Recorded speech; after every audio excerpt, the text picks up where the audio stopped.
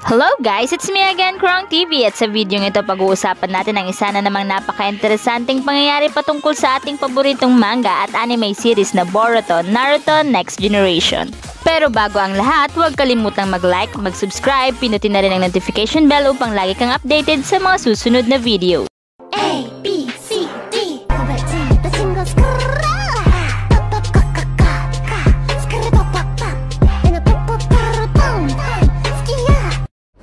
Sa video ito pag-uusapan natin kung mayroon pa kaya magiging Jinchuriki sa Boruto at kung sakaling meron, gaano nga ba kalakas si Himawari kung siya ay magiging Jinchuriki ni Shukaku.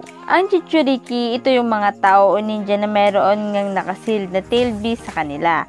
Karaniwan nga ay sinisil nga ang mga tail beast na ito sa mga Jinchuriki pagkapanganak pa lamang ng mga Jinchuriki upang nga ay maging akma nga sa kanila ang tail beast sa kanilang paglaki.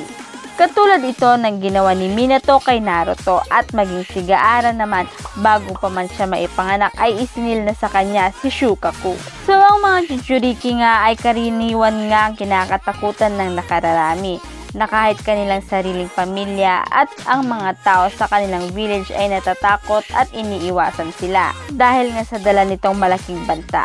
Ang pinakamagandang example nga dito ay si Naruto at si Gaara. Marami ang paraan upang nga matanggal ang tail beast sa Jinchuriki nito.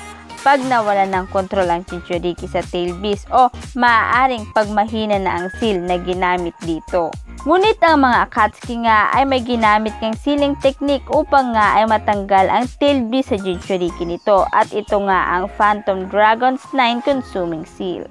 At pag na-extract na nila ang tail beast, isisil naman nila ito sa demonic statue of the outer path. Ngunit kapag ang tail beast ay na-extract na sa Jinchuriki nito, ay agad-agad itong mamamatay katulad nga ng nangyari kay Gaara nung na-extract sa kanya si Shukaku. Ngunit merong dalawang Jinchuriki nga na hindi nga namatay matapos nga ang extraction ng tail beast sa kanila. At ito nga ang mag-inang Kushina at Naruto Uzumaki. Ngunit kahit sila ay hindi namatay ay talagang makikita na nanghihina naman sila. So ano kaya ang dahilan kung bakit hindi namatay ang dalawang ito? Para sa akin lang sa tingin ko kasi kaya hindi namatay ang dalawang ito during extraction dahil sila ay Uzumaki. Dahil sa kilala ang mga Uzumaki sa pagkakaroon ng large chakra reserves at strong life force. Dahil dito ay hindi siya kaagad-agad namatay, hindi tulad ng nangyari kay Gaara. So ito na nga guys, sa tingin nyo kaya, meron pa kayang magiging Jinchuriki sa Boruto series? Ang Boruto o ang Shinobi World ngayon ay iba na sa Shinobi World sa Naruto series, kung saan ay sinisil nga nila ang mga tail beast na ito upang nga gamitin as a weapon. Pero matapos nga ang 4th Shinobi World War o sabihin na natin nga nang dahil kay Naruto na bago ang Shinobi World maging ang mga tail beast ay hindi na nga galit sa mga tao. So maaari nga ang Jinchuriki ay wala na sa Boruto series dahil sa Boruto ang Shinobi World o ang mga tao dito ay meron ng respeto sa isa't isa, maging sa tail beast. Meaning wala na ngang mga ngahas na manghuli sa tail beast dahil kung matatandaan, noong matapos ang 4th Shinobi World War ay pinalaya na nga ang mga tail beast na ito. Maaari na silang pumunta sa kahit saan man nila gusto at kailanman ay hindi na sila magagamit pa. Maliban na nga lang kay Kurama at kay Gyoki, kung saan nga ay mas pinili nila na manatili nga sa kanilang Jinchuriki. Pero maaari pa ring magkaroon ng Jinchuriki at depende ito sa mga tail beast kung gugustuhin nga nila na magkaroon pa nga ng Jinchuriki. Dahil katulad nga ng sinabi ko kanina, ang mga tail beast ay meron ng kalayaan. Kaya naman nakadepende sa kanila tulad nga ng ginawa ni Kurama at ni Gyoki. Kasi sa ngayon, hindi naman na sila kailangang isil, maliban na lamang kung meron ulit na mga tao na masasama kung saan ay mangangahas na gamitin sila as a weapon na maging sanhi upang nga maibalik ang galit o muhi nila sa tao. Kasi hindi naman maiiwasan yun dahil may mga tao pa rin na talagang sabik o gahaman nga sa kapangyarihan kung saan ay gagawin ang lahat para maging malakas. Pero sa ngayon, sa nakikita kong status ng Shinobi World, wala akong nakikitang dahilan upang isil ang mga tail beast. Bukod dyan, sa Boruto, parang meron na silang pinaka-tail beast At ito nga ang mga Otsutsuki dahil 'di ba nga si Boruto ay may mumushiki sa katawan kung saan 'di ba ay nagdadala din ng malaking banta sa buong Shinobi World, katulad ng mga tail beast nung sila ay puno pa ng galit sa sangkatauhan. Iba nga lang ang Otsutsuki dahil kailangan nilang gawin ito upang nga sila ay muling mabuhay. So yan nga guys yung kasagutan sa tanong na meron pa kayang magiging Jinchuriki sa Boruto series. Pero kung kayo ang tatanungin guys, ano sa tingin nyo, meron pa kayang magiging Jinchuriki o meron pa kayang bagong Jinchuriki sa Boruto series? And now, aside from that, may usap-usapan nga ngayon na itong si Himawari nga daw ay magiging Jinchuriki ni Shukaku. So maaaring ang pinagbasihan nga dito siguro ay yung pagiging close nila sa isa't isa. Kaya naman siguro nasabi nila na ang Jinchuriki nga ni Shukaku ay si Himawari. Para sa akin, pwede naman siguro maging Jinchuriki ni Shukaku si Himawari kahit hindi siya taga-Suna. Kasi 'di ba si Naruto naman ay naging Jinchuriki naman ni Shukaku. Pero ito, kung sakali o kung maaari nga maging Jinchuriki ni Shukaku itong si Himawari, sa tingin nyo gaano kaya kalakas itong si Himawari?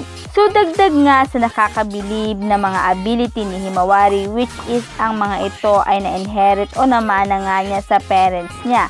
Dagdag pa yung pagkakaroon nga niya ng bloodline sa Otsutsuki. Ang magandang example dito ay ang kanyang Byakugan, which is sa tingin ko ay mas malakas pa itong Byakugan na ito kumpara nga sa mga Byakugan ng mga Hyuga.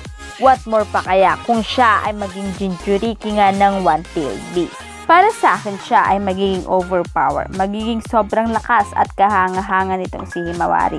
Dahil bukod nga sa sinabi kong ability niya, kapag siya ay naging Jinchuriki ng One-Tailed Beast, siya ay makakagamit nga ng magnet release kung saan ay enough na upang nga mapatumba ang kalaban. At bukod dyan, malay nyo, dahil sa pagiging Jinchuriki niya ng Shukaku, maaari na siyang makamanipulate nga ng sun tulad nga ni Gaara, which is maaari niyang gamitin as her shield or kanyang protection. Pero kung sakali or kung may chance na bumalik si Kurama, sa tingin ko mas may chance na maging Jinchuriki ni Kurama itong si Himawari kaysa kay Shukaku. Kasi 'di ba ayaw na ayaw ni Shukaku talaga na mayroon nga siyang Jinchuriki, and aside from that, as a respect na rin sa mga taga-Suna at especially kay Gaara, maaring mas piliin pa rin ni Shukaku yung mga napili or yung napili nga ni Gaara, or sabihin na natin na mga taga-Suna kung sakaling magkaroon man siya ng Jinchuriki. And when it comes to Kurama, I think Himawari will be his next Jinchuriki compared to Boruto. Kasi nakikita ko kay Boruto na parang wala nga siyang interest dito, unlike kay Himawari. Sa tingin ko lang yan guys ha, kayo ang bahala or kayo kung meron din kayong mga sariling opinion about dyan. So yan nga guys ang kasagutan ko sa bawat tanong na yan. Kung kayo ang tatanungin guys, ano sa tingin nyo ang mga kasagutan sa tanong na yan? I-comment nyo na ang inyong kasagutan sa ating comment box. At bago tayo magtapos, shoutout muna sa ating mga lovely Krong TV lovers na sina Ako Lang To Si Rainer, John David, Boss Daisy Otso, Construction Workers Kuya Kuis, Aaron Jake Saladino, Christian Almero, Macpe Gamer, Alvin Canoy, It's Markboy PHMC, Kristen Gaming, Alexis Duran, Jemar Love TV, Rugil and Giro, Paul Cedric Fodra, Chris DubX, Fran Animation,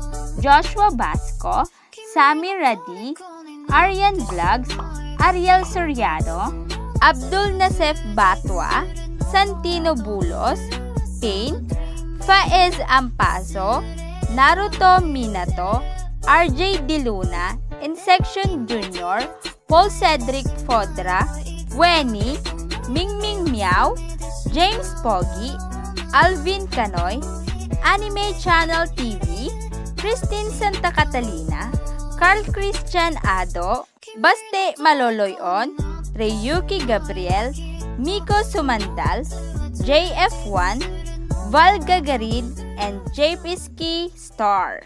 Salamat guys sa inyong walang sawang suporta. At dito na nga nagtatapos ang video ito. Any comment and suggestion, just comment down below. Thank you!